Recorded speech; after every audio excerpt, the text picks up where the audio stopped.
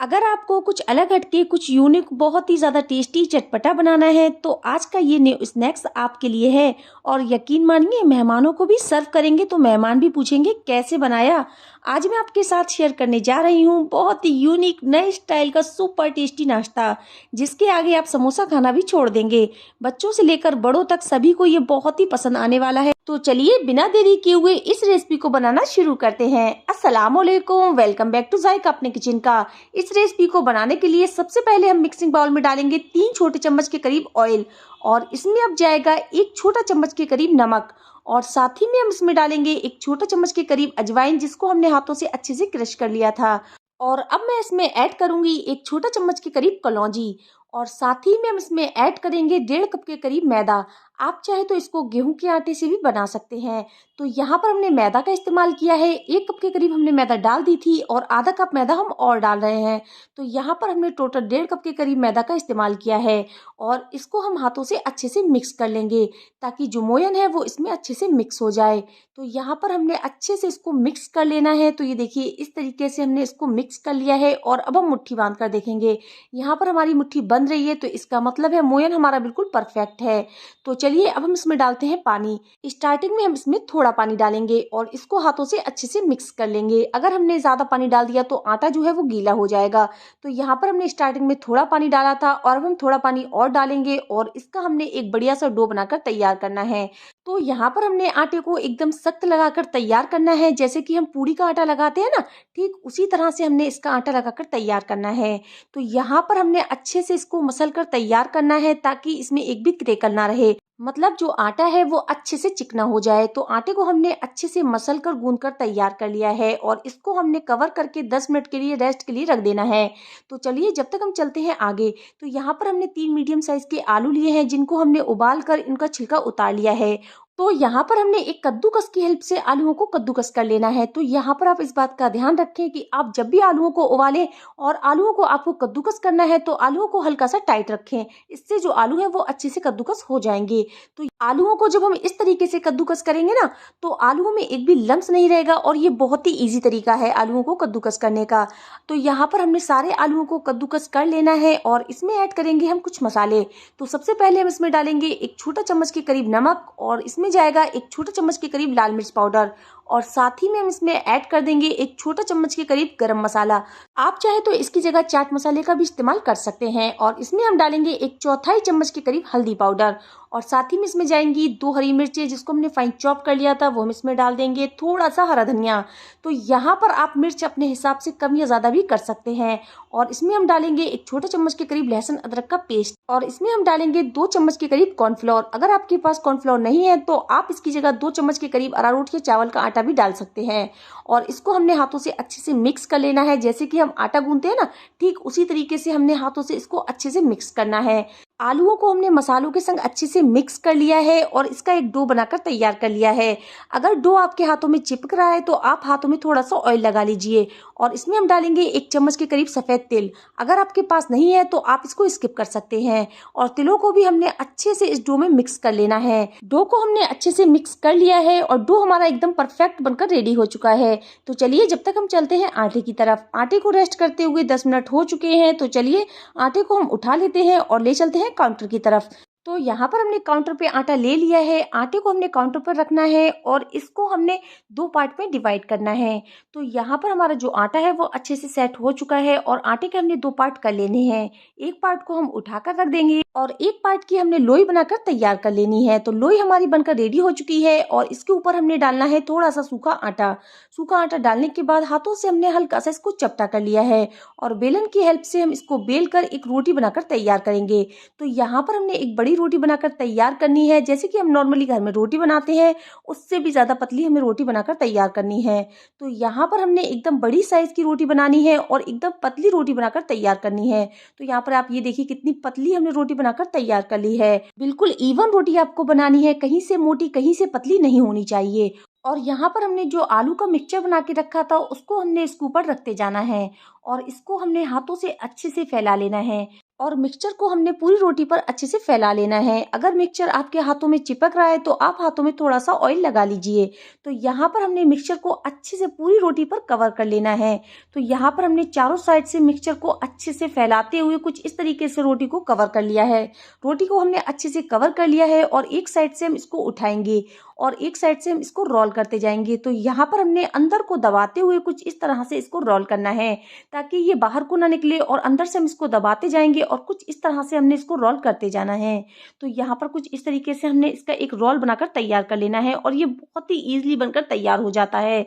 तो यहाँ पर हम इसको अंदर से दबाते हुए कुछ इस तरीके से इसका रोल बनाएंगे, ये देखिए। और रोल को बनाने के बाद हम हाथों से इसको पतला कर लेंगे। तो यहाँ पर हमने हाथों से अच्छे से इसको फैलाते हुए इस तरीके से इसको प्रेस करना है ताकि जो रोल है वो कुछ इस तरीके का पतला रोल बनकर तैयार हो जाए।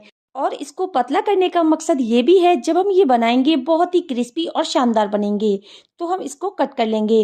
तकरीबन 2 या 3 इंच के फासले से आप लोगों ने कटिंग कर लेनी है। आप चाहे तो इनका साइज बड़ा भी कर सकते हैं, मुझे इतने ही पसंद है तो मैं यहाँ पर 2-3 इंच के फासले पर कट कर लूंगी। और ये बहुत ही शानदार बनकर तैयार होते हैं और जो ये रेसिपी है बहुत ही क्रिस्पी और शानदार बनकर तैयार होगी। तो यहाँ पर हमने 2 या 3 इंच के फासले से सारे रोल कट कर लेने हैं। तो यहाँ पर हमने एक साइज के रोल कट कर लेने हैं और ये बहुत ही इजीली कट भी हो जाते हैं। और यहाँ पर हमने सारे रोल इसी तरह से कट कर लेने हैं। तो लीजिए, हमने सारे रोल इसी तरह से कट कर लिए हैं। बहुत ही जबरदस्त और बहुत ही शानदार जो रोल है बनकर तैयार हो चुके हैं और एक साइज के रोल कटकर तैयार हुए हैं। तो चलिए मैं आपको एक रोल उठाकर दिखाती हूँ। इसकी बहुत ही बढ़िया लेयर आ चुकी है और रोल बहुत ही जबरदस्त बनकर तैयार हुए हैं। तो चलिए हम स्लरी तैयार कर लेते हैं। स्लरी बनाने के लिए हमने एक कटोरी में डालनी है 2 चम्मच के करीब मैदा, और इसमें हम डालेंगे 1/4 चम्मच के करीब नमक, और इसमें हमने डालना है आधा छोटा कप के करीब पानी। पानी को डालने के बाद हमने अच्छे से इसको मिक्स करते हुए एकदम इसकी स्लरी बनाकर तैयार करनी है। तो यहाँ पर जब हम स्लरी बनाएंगे इसमें एक भी लम्स ना रहे, इसको हमने अच्छे से मिक्स करना है। स्लरी हमारी रेडी हो चुकी है। तो अब बारी आती है इनको फ्राई करने की। तो गैस पर मैंने कढ़ाई में ऑयल को पहले से ही गर्म होने के लिए रख दिया था।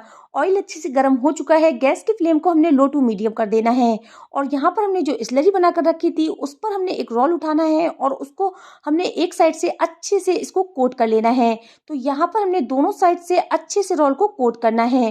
तो यहाँ पर हमने अच्छे से इसको कोट कर लिया है और ऑयल में हमने एक एक रोल करके इसी तरह से डाल देने हैं। तो यहाँ पर हमने अच्छे से इसमें कोट कर लिए हैं स्लरी में और उसके बाद हमने रोल को इसमें डालना है। इससे ये बहुत ही ज़्यादा क्रिस्पी और बहुत ही ज़्यादा क्रंची बनकर तैयार होते हैं। तो यहाँ पर हमने लो टू मीडियम फ्लेम पर इनको फ्राई करना है और ये बहुत ही शानदार बनकर तैयार होंगे। तो यहाँ पर हमने रोल लिया है और उसको हमने स्लरी में दोनों साइड से अच्छे से डिप करके कोट कर लिया है और उसके बाद ऑयल में डाल दिया है और इसको हमने उलटते पलटते हुए फ्राई कर लेना है। तो यहाँ पर ये एक साइड से गोल्डन कलर के हो चुके हैं।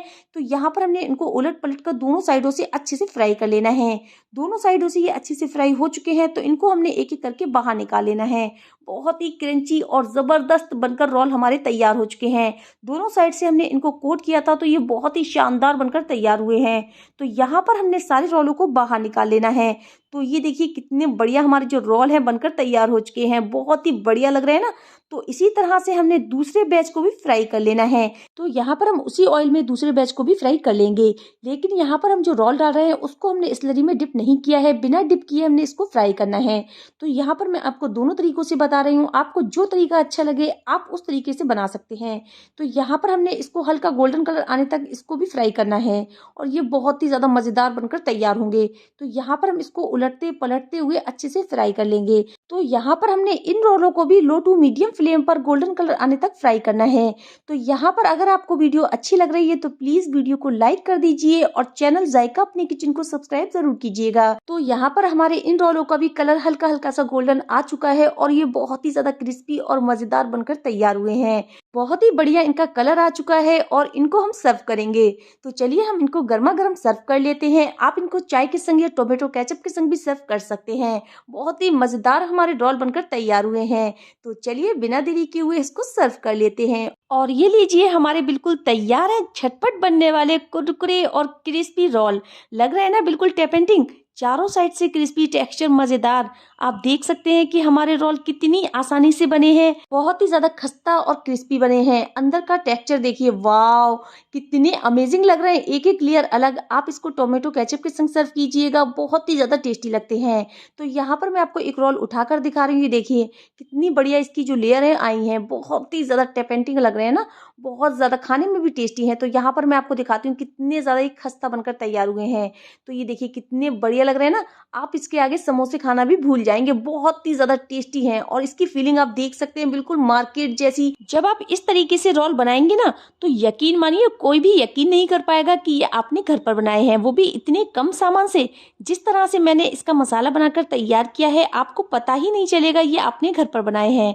खस्ता क्रिस्पी ऐसी रेसिपी है जो खाए वो दीवाना हो जाए। आप देख सकते हैं कि ये कितने अच्छे से सीख चुके हैं। अगर आपने इसे एक बार मेरी स्टाइल से ये रेसिपी ट्राई कर ली ना, तो आप इसे रोज बनाने लगेंगे। सुबह का नाश्ता हो या शाम की चाय, आप इसे ब्रेकफास्ट में भी इंजॉय कर सकते हैं। अगर गर्मा गर्म चाय हो तो मजा ही आ जाए। तो जल्दी से अपने किचन में जाइए और इस रेसिपी को ट्राई कीजिए। अगर अच्छी बने तो मुझे प्यारा सा कमेंट करके जरूर बताइए। वीडियो को पूरा वॉच कीजिएगा और एक स्माइल के साथ लाइक का बटन जरूर दबाइएगा और अपने फैमिली फ्रेंड्स में इसको जरूर शेयर कीजिएगा। और प्लीज मुझे सपोर्ट करने के लिए चैनल जायका अपनी किचन को सब्सक्राइब जरूर कीजिएगा।